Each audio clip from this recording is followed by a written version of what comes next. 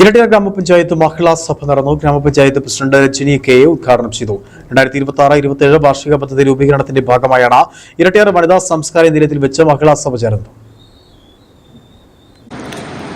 ഇരട്ടിയാർ ഗ്രാമപഞ്ചായത്തിന്റെ 2026-27 വാർഷിക പദ്ധതി രൂപീകരണത്തിന്റെ ഭാഗമായാണ് മഹിളാ സഭ ചേർന്നത്. സ്ത്രീകളുമായി ബന്ധപ്പെട്ട പ്രശ്നങ്ങൾ പരിഹരിക്കുന്നതിനായി ഗ്രാമസഭയ്ക്ക് മുൻപ് നടക്കുന്ന ഗ്രാമപഞ്ചായത്തിലെ സ്ത്രീകളുടെ യോഗമാണ് മഹിളാ സഭ.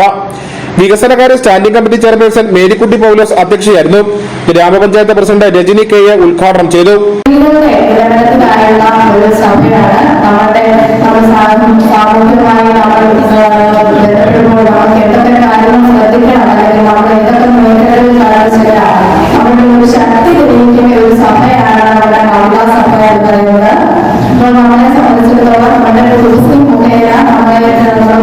ഗ്രാമപഞ്ചായത്ത് സെക്രട്ടറി ധനേഷ് ബി പദ്ധതി അവതരണവും community woman facilitator Anu Joy വിഷയാവതരണം നടത്തി. Block resource person Geetha Babu group തല ചർച്ച നയിച്ചു.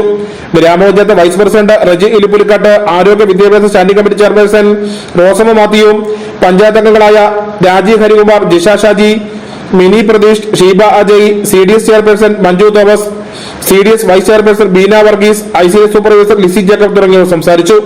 News bureau, Kattappana.